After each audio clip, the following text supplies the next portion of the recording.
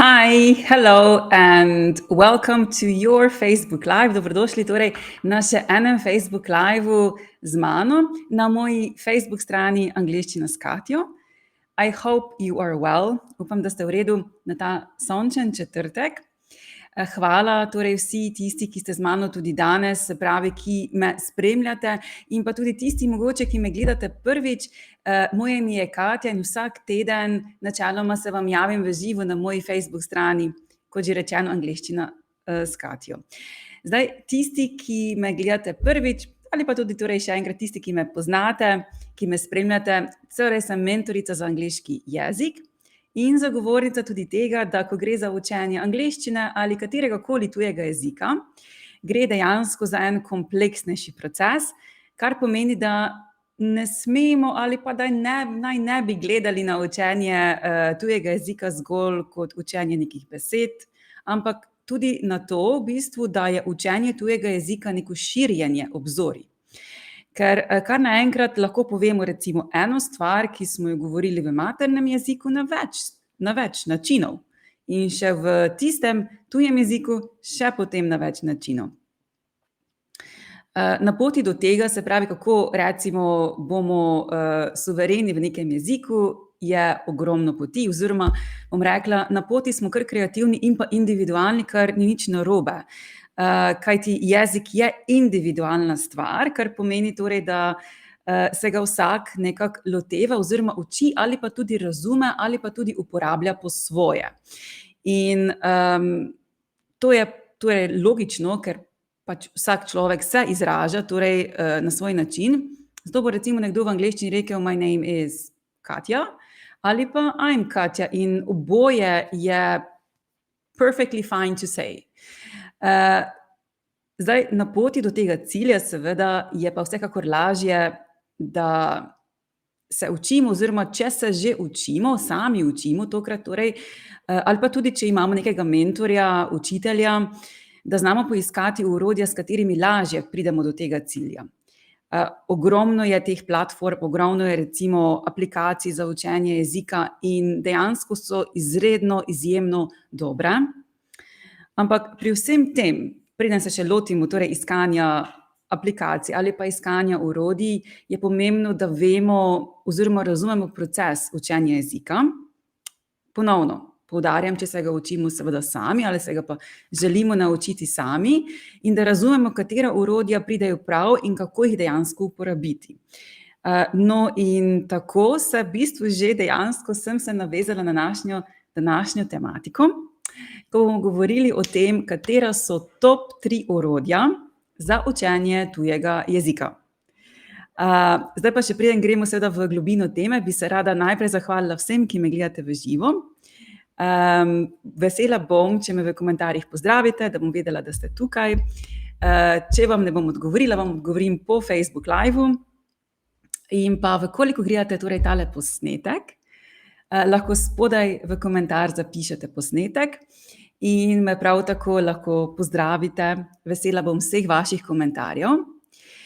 In dejansko torej, zdaj, če gremo malce bolj v podrobnosti, o čem bomo danes govorili, omenila sem prej torej, katera so torej top 3 orodja za učenje tujega jezika.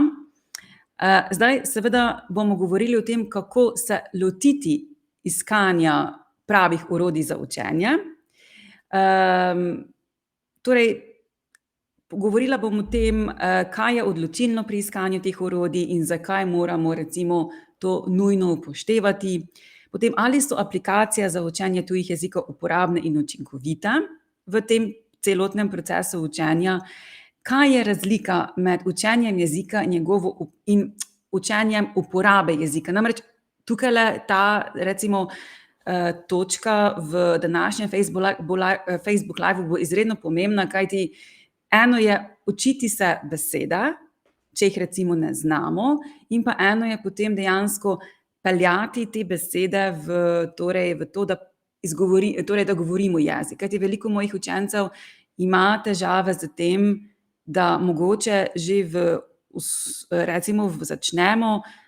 začnejo ali pa recimo imajo to miselnost, da se morajo naučiti besed, ampak dejansko besede že imajo, kar morajo povaditi, je mogoče samo veščino govora oziroma povezati te besede v celoto. In to je potem en, recimo, še dodaten princip pri učenju jezika.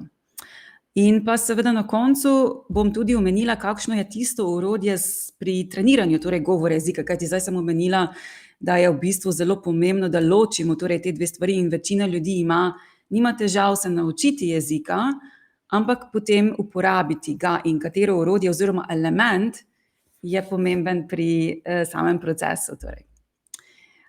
Okej, zbrali smo se. Zdaj pa je čas, seveda, da začnemo. In če ste pripravljeni, torej, da začnemo z našo današnjo tematiko, torej, katera so top 3 orodja pri učenju jezika, ki jih lahko seveda uporabljamo, če se ga učimo sami ali pa tudi torej ko smo v procesu s kom drugim. Zapišite spodaj v komentar ready in bomo začeli. Torej, prva stvar, s katero bom danes začela, je torej, kako se lotiti iskanja pravih orodij za učenje. Zdaj, absolutno, če vtipkamo v Google, ne vem, Learning English app ali pa kaj podobnega, torej učenje angleščine, Google nas lahko popolnoma zmede, ker jaz vedno znova mogoče to primerjam z iskanjem nekih diet ali pa iskanjem nekih vadb, recimo, če vtipkamo notri v Google, nam vrže poplavo nekih zelo dobrih programov, zelo konkretnih programov, kako shujšati, kako recimo natrenirati svoje telo in z angleščino ali pa katerikoli tujim jezikom ni nič drugače.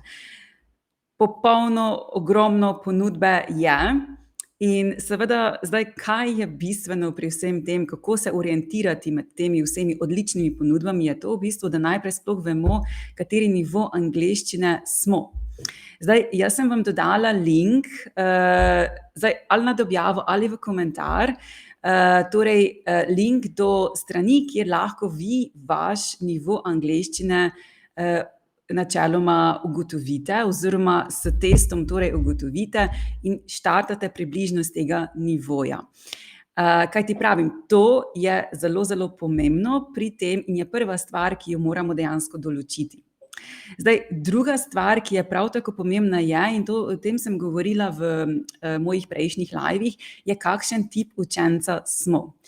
Zdaj, seveda, tukaj ne bomo preveč komplicirali ali pa teorizirali, kajti seveda želimo, da je učenje jezika absolutno spontano in zdaj ni treba ogromno predpriprav, ampak pomislimo vsaj, kako sprejemamo informacije, se pravi, na kakšen način se najlažje učimo nekaterih informacij, s tem, da tukaj veljajo določena pravila tudi, ko se učimo jezika. Recimo, neko učenje na pamet je zelo, zelo kratkoročno. Se pravi, če smo se zgodovino učili na pamet, mogoče tale metoda ne bo prišla prav, je pa recimo mogoče podatek to, da smo radi brali tekste, torej zgodovinske tekste ali pa prebiramo knjige, pa ena informacija, s katero pa lahko recimo potem tudi se učimo jezika, ker imamo različne tipe učencev in ena izmed teh je recimo tekstovni tip, da sprejemamo informacije oziroma se učimo preko besedil.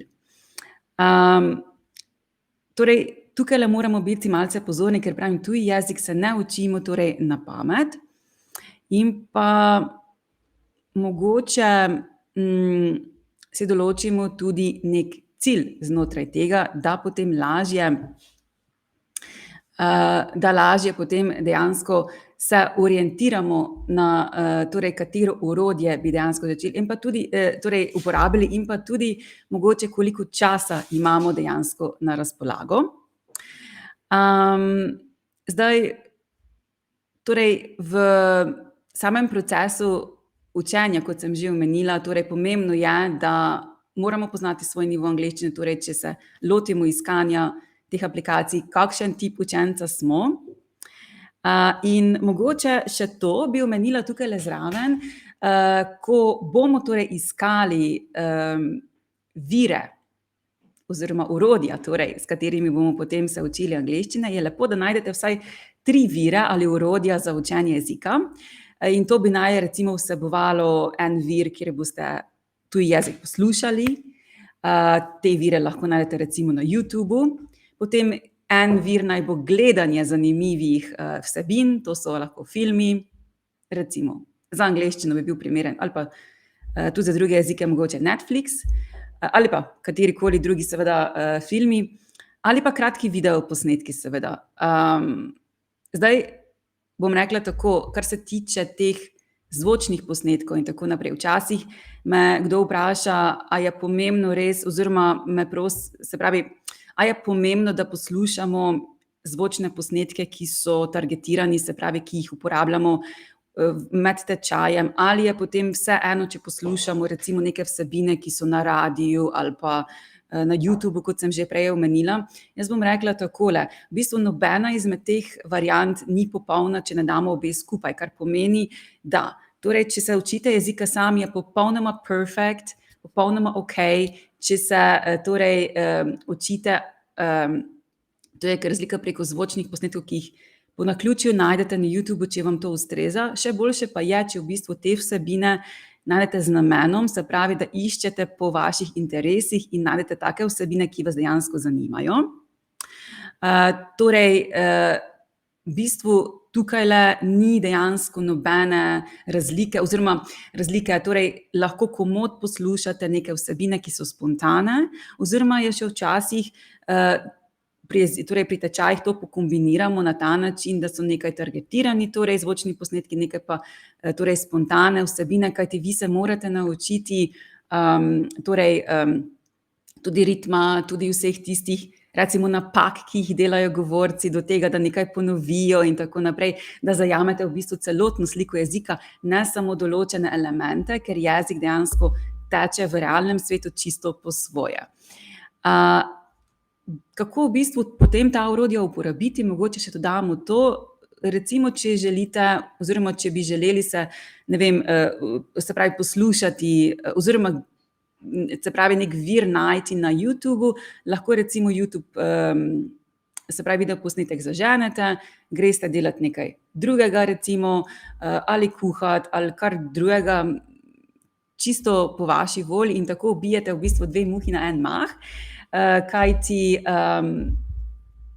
načeloma tako v bistvu potem tudi učenje tujega jezika prilagodite vašemu urniku, kar je še v bistvu dosti boljše, kot pa če bi morali sedeti recimo nekje za mizo in se jezika na ta način učiti. Zdaj, mogoče še en dodaten nasvet tukajle, torej kako iskati orodje, oziroma bom dodala še, v bistvu, to je nasvet, katero orodje še uporabiti v vašem procesu učenja, je pa tudi ta, da se lahko tudi posnamete na telefon, lahko se posnamete kot videoposnetek, lahko kot avdioposnetek in sami sebe poslušate, recimo. Je en tak poseben občutek, ko sami sebe slišite, mogoče na začetku bo malce tistega, kakšen je moj glas in tako naprej, kako izgovarjam, ampak v samem procesu učenja je to ena izredno dobra vaja, da se zavedate, kako se slišite, da se zavedate vašega tona glasu, ritma in tako naprej, da ste potem tudi bolj samozavestni in dejansko imate stvari bolj pod nadzorom, če veste, kako dejansko se slišite oziroma kako izgovarjate.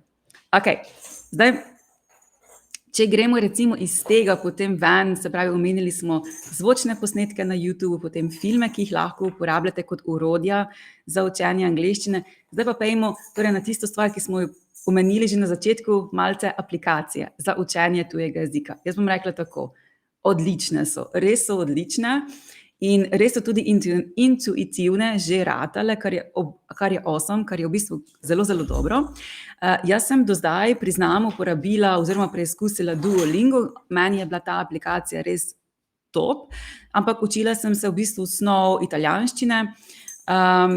Všeč mi je recimo pri teh aplikacijah, kot Duolingo recimo, ko uporablja nek element igre, ampak večina torej teh aplikacij je že zelo intuitivnih oziroma zelo gredo uporabniku naproti, kar pomeni, da res zelo fajn torej uporabljajo različne elemente, da pritegnejo torej pozornost in to je tudi pravi način, da se učimo oziroma da se lažje naučimo torej nekih informacij ali pa torej v tem primeru tujega jezika.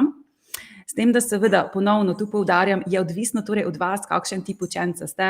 Če recimo vam ne leži toliko, da bi radi odložili telefon, ker itak smo cele dneve na telefonu, pa ne da bi se še zdaj tujega jezika učili preko telefona, tako da lahko v bistvu tukajle kombinirate različne vire in prav je, da jih pokombinirate, imejte jih čim več.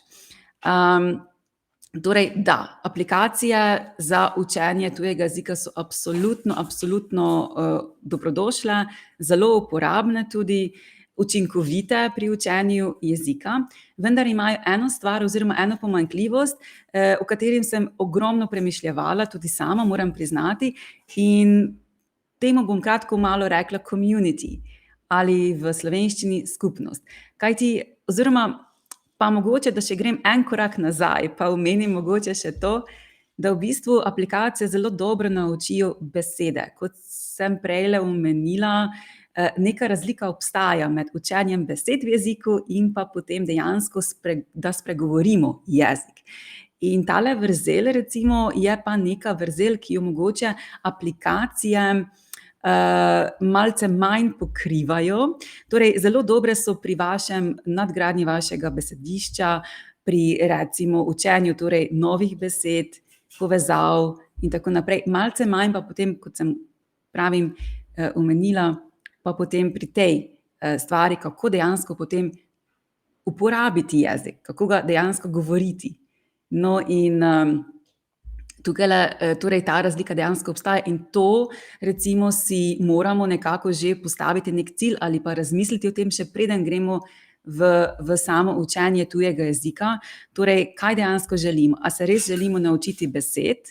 To recimo pride prav takrat, ko smo nek začetnik v jeziku, absolutno se najprej moramo naučiti besed, ali pa recimo vsaj fraz, nekih stavkov seveda, še boljše, torej v kontekstu, da ne bom zdaj šla torej samo na besede. Lepo je, da se naučimo nekih vprašanj, lepo je, da se naučimo nekih stavkov, nekih vljudnih fraz, seveda. Ampak kasneje, v drugem koraku pa moramo znati to uporabiti in aplikacije tukajle malce imajo vrzeli. Zdaj, kako dejansko potem torej to razliko, oziroma ko pomislimo na to, kako to razliko torej premostiti oziroma kako jo zapolniti dejansko, se pravi, da bomo tudi ta element pri učenju jezika popolnili. In tu pride torej upoštev tisto, kar sem omenila prej, community oziroma skupnost. In za skupnostjo mislim v bistvu to, da je vseeno pri učenju jezika pomemben človeški faktor, ker smo ljudje zelo kreativni, kot sem prej omenila, zelo individualni in individualnost, kreativnost res ne pozna meja. In zato je tako zelo pomembno, da se združimo v neke skupnosti, v smislu tega, ali pa najdemo nek varen kraj, kjer lahko povadimo angleščino, in torej to pomeni, ali se pridružimo torej kakšnemu tečaju, ali se pridružimo kakšni Facebook skupini, in na ta način torej potem povadimo še ta element, končni element jezika, ki je izredno pomemben, da dejansko imamo občutek, da vemo jezik, da imamo občutek, da ga lahko uporabljamo in da v bistvu potem tudi pridobimo samozavest. Ker, kot sem že prej omenila v mojih prejšnjih Facebook livih, pogosto je naša samozavest pri jeziku se ne razvija na enak način kot naše besedišče. Besed se lahko naučimo vedno ogromno v hitrem času, ker kot sem rekla, zelo učinkovitih orodij je ogromno, vendar naša samozavest, torej na ta način, torej, da jo pridobimo, pa je malce torej daljši proces. Torej, community, skupnost je torej tisti element, z katerim mi dejansko povadimo lahko govor. Torej, kako še enkrat? V bistvu tako, da se pridružimo kakšnemu tečaju ali pa kakšnemu Facebook skupini. No in s to mislijo mogoče bi rada vas povabila tudi k temu, da me še spremljate na Facebook strani, kajti pripravljam eno zelo, zelo zanimivo zadevo za jesen. In sicer za to mislijo o community, o skupnosti sem se ogromno ukvarjala, ker sem videla, da je tu dejansko izreden izziv in zato je že v pripravi, ampak bom torej v jeseni pripravila Facebook skupino, v katero vas bom tudi povabila seveda, v kateri bomo torej gradili skupnost oziroma bomo torej povadili angleški jezik. Facebook skupina bo imela ogromno nekih izzivov, se pravi angleških izzivov v tem primeru, ogromno orodij bo predstavljenih, tudi spletnih tečajev in seveda tudi torej liveov bo v tej skupini. Zdaj več informacij bom pravim seveda podala torej tekom naslednjih tednov, tako da me spremljate tisti, ki želite torej se naučiti angleščine oziroma tudi tisti, ki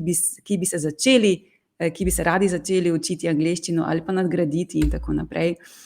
Tako da, torej, če še enkrat v bistvu vse skupaj torej ponovimo, torej top 3 orodja, ki sem jih danes predstavila, so nedvomno torej zvočni posnetki, potem recimo filmi oziroma torej nekaj, kar nas vizualno stimulira, torej filmi, kratki videoposnetki in tako naprej, in pa aplikacije, ki prihajajo še tukajle zraven, ter na koncu potem tale dodaten element, ki mu jaz rečem community oziroma skupnost, ki dejansko ne sme manjkati pri učenju jezika, da v bistvu res damo torej tistole pikico na i. Okej, zdajle prišli smo do konca našega Facebook livea, upam, da vam je bil v pomoč, upam, da ste torej dobili neke uporabne informacije. Absolutno se vidimo zelo in prav kmalu. Have a really nice Thursday and see you very soon. Bye bye.